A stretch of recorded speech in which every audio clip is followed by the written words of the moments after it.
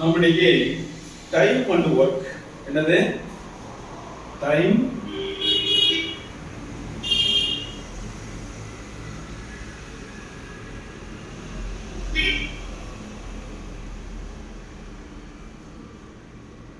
And work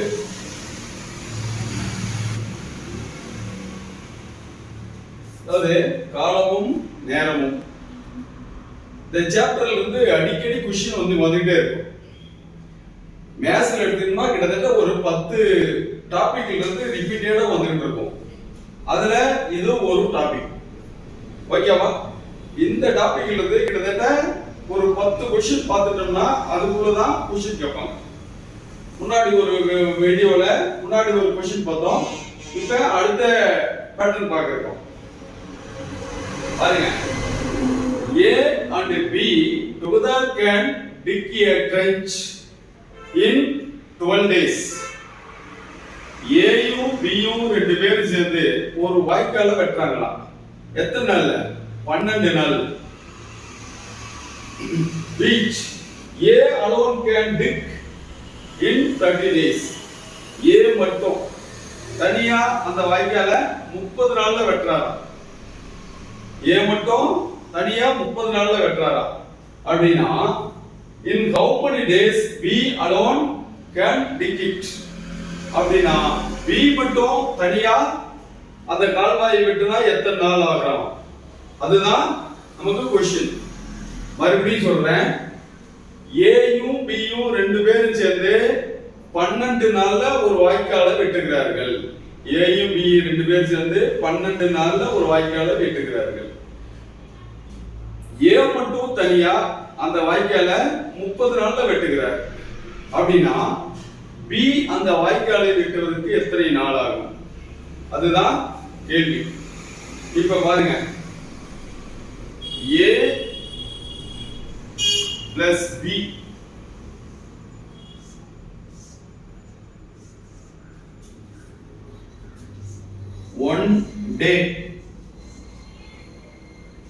one day's work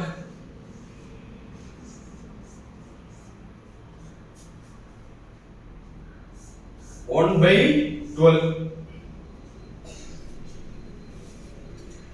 by 12 days.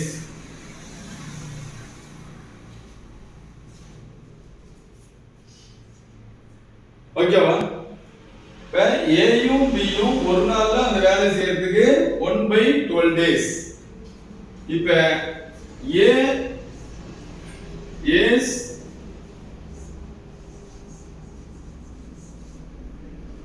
one day's work 1 by 30 days. A யும் B யும் ரெண்டு பேரும் சேர்ந்து 12 நாள்ல வெட்டுறாங்க. A மட்டும் தனியா 30 நாள்ல வெட்டுறாங்க. அப்படின்னா B மட்டும் B's work 1 day 1 days work எத்தனை நாள் கேட்கறான்? இதுதான் நமக்கு क्वेश्चन. இப்ப இந்த AB இருந்து AB மைனஸ் A, இது ரெண்டுல இருந்து A கழிச்சா நமக்கு B வந்துரும் இல்லையா?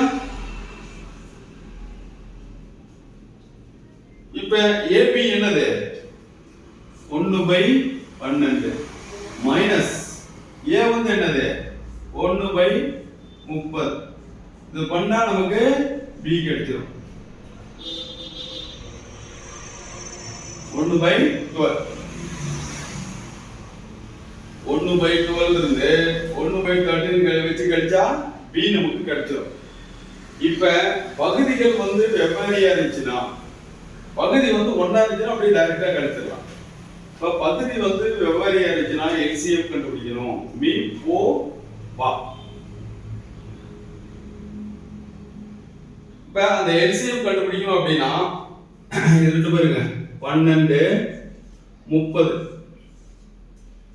இது ரெண்டுக்கும் பொதுவா உள்ள நம்பர் எடுத்துக்கணும். எந்த நம்பரை போட்டா ரெண்டு நம்பரும் வகுப்படும் அப்படிங்கிற மாதிரி எடுக்கணும். எடுக்கும்போது மிக சிறிய நம்பர் தான் ஃபர்ஸ்ட் எடுக்கணும். இப்ப 2 ஃபர்ஸ்ட் எடுத்துக்குவோம். 6 2 12 15 2 30. அதுக்கு அடுத்து இந்த 2 நம்பரும் சேர்ந்து வகுப்படுற நம்பரை எடுத்துக்கணும். இப்ப 2ம் 3ஆல் வகுப்படும். 2 3 6 5 15. அதுக்கு மேல இது எதுவுமே வகுப்படாது. அதனால இங்க ஆரம்பிச்சு இது வரலும் பூரா நம்ம பிரிக்கணும். அதுதான் எல்சிஎம். இப்ப 2 3 2 5 2 3 6 6 12 12 5 60. இதுதான் இதனுடைய எல்சிஎம். இந்த 1/2 இந்த 12க்கும் 30க்கும் எல்சிஎம் வந்து 60. இப்ப 60 கண்டுபிடிச்சிட்டோமா?